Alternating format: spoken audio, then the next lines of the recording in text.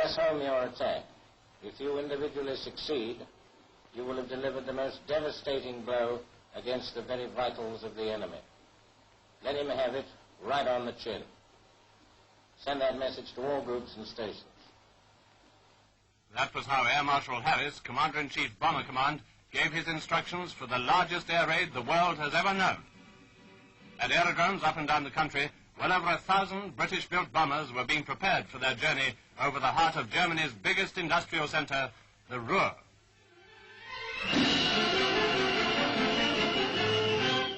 While armorers and fitters were at work on the machines, the air crews were receiving final instructions from station commanders.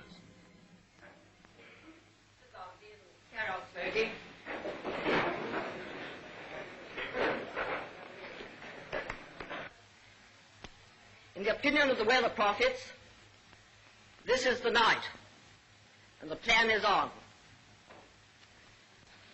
Now, the target is an old friend to many of you. It's the city of Cologne. The route is almost direct. I'll show it to you. It's almost direct.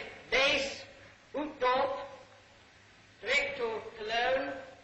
On your target there, turn southwest, Euskirchen, and then direct to Nordland, and then direct to base. That's all. Good luck to you all. Outside, the huge bombers were being loaded with the largest cargo of high explosive and incendiary bombs ever to be carried by one striking force to a single objective. As you can see, the WAF were directly concerned in this all-important job. Tons and tons of beautiful bombs were tucked away, ready for the night's operation.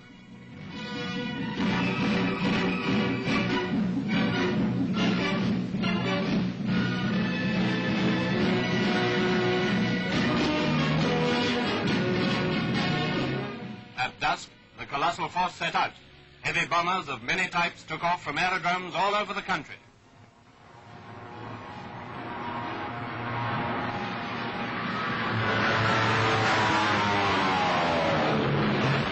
Only perfect staff work could have achieved the devastating success of this raid. For something like an hour and a half, bombs were dropping at the rate of about 20 tons a minute. Just work that out. Maybe the Hun is less proud now of the Luftwaffe's savage attacks on Warsaw, Rotterdam, Belgrade, and elsewhere. The pall of smoke which covered the target area for days afterwards made reconnaissance photographs difficult to get. But from these pictures of previous raid results, it's easy to imagine what Cologne looks like today. We already know what the RAF have done to Rostock, Lübeck, and other places. This was before the 1,000 Plan came into operation. Home again. The boys certainly seemed satisfied with their night's work, and rightly so. Oh, we certainly give Cologne a good pasting this time, anyway. I looked down over the target, nothing but a sea of fire. Never seen so many aircraft in the air before in my life. I think the amount of aircraft we sent over and the amount of bombs dropped and everything else really completely foxed the defenses, etc. Hello, boy. Have a good trip? Yes, fine. Bang on trip, yes. Was it? Absolutely. Well, boy, certainly might have missed the line. What did you think of it, Saint? Yeah, we certainly hit him under the chin that time, then. Hit him under the chin, gave him the trick fair and square in the seat of the paint. Well, boys, Jerry's into the word cabin strike. So I don't suppose Odie Cologne smells so good now. There's only one thing that I'm afraid we shan't be doing this trip again for a very long time.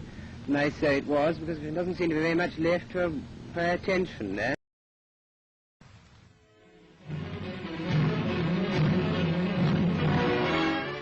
Well, did anyone see any Jerrys? No, sir. There wasn't any room. There were too many of our own about. Excellent. No fighters. Well, has anyone else got anything of interest to say? What about the flag? Well, there's always a bit there, and of course we found it as usual. Here's a piece of it anyway. Oh, where did you find this? Oh, just taking it out of my sleeve. You were very lucky. Thank you. At Cologne and again at Essen, Germany has felt the growing might of the Royal Air Force. Soon America's strength will be added to ours. Air Marshal Harris has this to say. Cologne, Lübeck, Rostock, those are only just the beginning. Let the Nazis take good note of the western horizon. There they will see a cloud as yet no bigger than a man's hand. But behind that cloud lies the whole massive power of the United States of America. When the storm bursts over Germany, they will look back to the days of Lubeck and Rostock and Cologne, as a man caught in the blasts of a hurricane will look back to the gentle zephyrs of last summer.